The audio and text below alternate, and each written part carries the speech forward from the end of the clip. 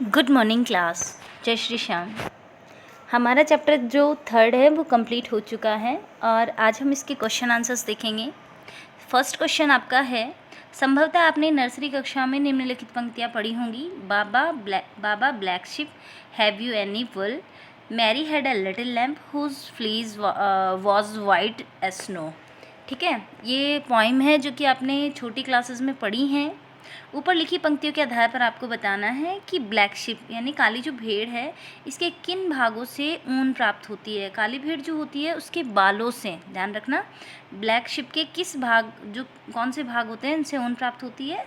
जो भेड़ होती है उसके बालों से ऊन प्राप्त होती है। अगला है मेमना। मेमने के सफ़ेद रोमों से क्या तात्पर्य है। मेमने के सफ़ेद रोमों से तात्पर्य है कि उसके जो त्वचा के पास जो कोमल बाल होते हैं उन्हें सफ़ेद रोम या कोमल रोम कहा जाता है। अगला क्वेश्चन है, रेशम कीट, कैटरपिलर और लार्वा। ठीक है, रेशम कीट है, कैटरपिलर और लार्वा है। सही विकल्प चुनिए। देखो, रेशम का जो कीट होता है, जब वजह से ही अंडा देता है, रेशम कीट अंडे देती है मादा, तो उसमें से कुछ अंडे जो होते हैं उनसे लार्वा बाहर निकलता है और लार्वा जो बाहर निकलता है उसे हम लार्वा या कैटरपिलर कहते हैं। तो इसमें आपका हो जाएगा ग। ए और ब दोनों इसमें सही है। थर्ड देखिए, निम्नलिखित में से किससे ऊन प्राप्त नहीं होती। याक के बालों से ऊन बनती है, बिल्कुल सही है। बकरी के बालों से, घने बालों वाले कुत्ते से, ये घ गलत होगा। इसमें घने बालों वाला जो कुत्ता होता है उससे ऊन नहीं बनती है। अगला क्वेश्चन है, निम्नलिखित शब्दों का अर्थ लिखिए। पालन। पालन का मतलब होता है जंतुओं को किसी न किसी उत्पादन को प्राप्त करने के लिए या किसी न किसी उद्देश्य के लिए जंतुओं को पालना जो होता है उसे पालन कहते हैं, चाहे जंतु की बात करें या हम पेड़ पौधों की बात करें। अगला बात हम करते हैं ऊन कटाई। ऊन कटाई का मतलब होता है कि ऊन प्राप्त करने के लिए जिन जंतुओं से हमें ऊन प्राप्त होती है उनके बालों से, उन जंतुओं के शरीर से उनके बालों को काटकर अलग करने की जो प्रक्रिया होती है उसे हम कहते हैं कटाई। रेशम कीट पालन। रेशम प्राप्त करने के लिए रेशम के कीटों को पालना कहलाता है रेशम कीट पालन। फिफ्थ क्वेश्चन आपका है, ऊन के संसाधन के विभिन्न चरणों के प्रक्रम में कुछ चरण नीचे दिए गए हैं, शेष आपको लिखने हैं। सबसे पहला आता है ऊन की कटाई। ऊन काटने के बाद क्या होगा, जो सेकंड खाली ऑप्शन है इसमें आएगा धुलाई। धुलाई के बाद आता है छटाई। छटाई के बाद क्या किया जाता है, ऊन को रंगा जाता है, तो आएगा रंगाई। और रंगाई के बाद आएगा लास्ट बुनाई। तो आपको खाली स्थान भरना है। क्वेश्चन नंबर 6 आपका है, रेशम कीट के जीवन चक्र की उन दो अवस्थाओं के चित्र बनाइए जो प्रत्यक्ष रूप से रेशम के उत्पादन से संबंधित है। तो एक तो प्यूपा और कोकून, जो मैंने आपको बताया था, ये रेशम के उत्पादन से क्या है, प्रत्यक्ष रूप से संबंधित अवस्थाएं हैं। तो इसका आपको डायग्राम बनाना है। क्वेश्चन नंबर 7 आपका है, निम्नलिखित में से कौन से दो शब्द रेशम उत्पादन से संबंधित हैं।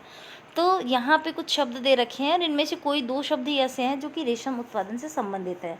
तो सबसे पहला रेशम कीट पालन, बिल्कुल सही बात है। रेशम कीट पालन का मतलब होता है रेशम प्राप्त करने के लिए रेशम कीटों को पालना। उसके बाद है पुष्प, तो ये गलत है। पुष्प है वो रेशम कीट पालन से संबंधित नहीं है। इसके बाद सहतूत कृषि, ये बिल्कुल संबंधित है। पुष्प कृषि संबंधित नहीं है, क्योंकि जो रेशम प्राप्त करने के लिए रेशम कीटों को पाला जाता है तो पुष्पों का उससे कोई उनका जो है वो रोल नहीं होता। अगला है सहतूत कृषि, तो ये संबंधित है। क्यों? क्योंकि रेशम के जो कीट होते हैं वो शहतूत के पत्तों को ही भोजन के रूप में खाते हैं। तो सहतूत कृषि है वो रेशम के उत्पादन से संबंधित है। मधुमक्खी पालन, ये गलत है, ये इससे संबंधित नहीं है। वनवर्धन, ये भी रेशम उत्पादन से संबंधित नहीं है। यहाँ पे आपको कुछ नोट लिखा हुआ है, देखिए। रेशम उत्पादन में सहतूत की पत्तियों की खेती और रेशम कीटों को पालना सम्मिलित है। इसका आंसर दे रखा है, एक तो क्या दे रखा है, सहतूत की पत्तियों की खेती, यानी अगर सहतूत का पेड़ नहीं होगा तो रेशम का जो लार्वा है, रेशम कीट का जो लार्वा होगा उसे भोजन नहीं मिलेगा, तो उसकी वृद्धि नहीं होगी। तो रेशम कीट जो होता है उसका भोजन जो होता है मुख्यतः सहतूत की पत्तियां होती हैं। तो अगर रेशम कीट को पाला जा रहा है तो सहतूत की पत्तियों का होना ज़रूरी है। सहतूत का जो वैज्ञानिक नाम है वो मॉरस एल्वा है। इसके बाद नेक्स्ट क्वेश्चन है, आपको कॉलम ए और कॉलम बी को आपको क्या करना है, मैच करना है। कॉलम ए में और कॉलम बी दोनों तरफ दो कॉलम दे रखे हैं, दो अलग अलग ऑप्शन है, इनमें आपको इनसे मैच करना है कि कौन सा किससे सही मैच हो रहा है। सबसे पहला हम बात करते हैं अभिमार्जन। ठीक है।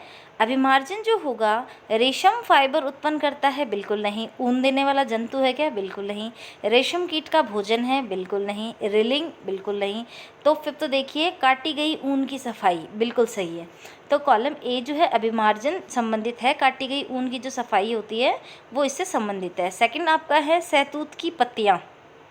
सहतूत की पत्तियाँ जो है वो रेशम कीट का भोजन है, बी कॉलम के थर्ड से मैच होगा ये।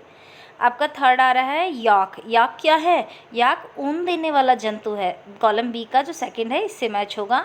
और लास्ट कोकून। कोकून क्या है, रेशम फाइबर उत्पन्न करता है। कोकून आप लोगों को मैंने बताया था कि जो रेशम का कीट होता है वो अपने जीवन चक्र में कई अवस्थाएं दर्शाता है, जिसमें कोकून अवस्था भी है।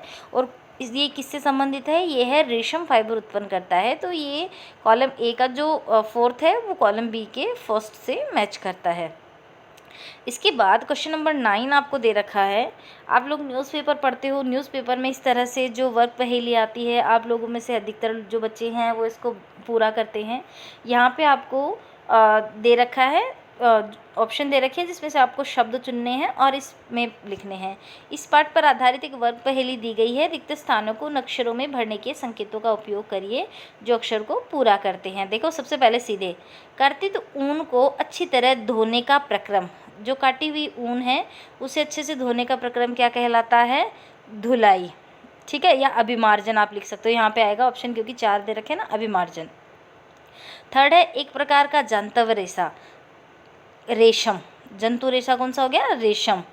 फिर आ गया आपका 6 आ गया, लंबी धागे जैसी संरचना जिसे बुनकर वस्त्र बनाते हैं। क्या हो गया 6 में, देखिए लंबी धागे के जैसी संरचना जिसे बुनकर हम क्या बनाते हैं, वस्त्र बनाते हैं।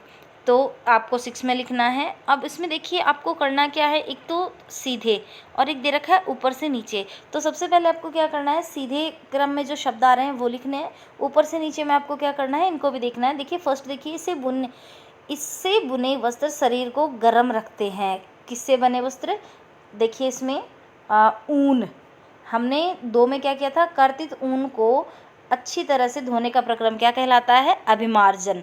तो सेकंड का जो न पे ये खत्म हो रहा है और ऊपर से नीचे अगर हम कॉलम फर्स्ट को भरते हैं तो इसमें आएगा ऊन। इसकी पत्तियां रेशम कीट खाते हैं। तो किसकी पत्तियां खाते हैं, फोर्थ में देखिए सहतूत की पत्तियां खाते हैं। किसकी, सहतूत की पत्तियां। और थर्ड में हमने दाएं से बाएं किया था रेशम, तो स आ रहा है, इसमें सहतूत बनेगा। रेशम कीट के अंडे से निकलते हैं, क्या निकलते हैं, कैटरपिलर। ठीक है, तो यहाँ पे आप लोगों का ये जो वर्क पहेली दी गई है ये आपकी कंप्लीट होती है।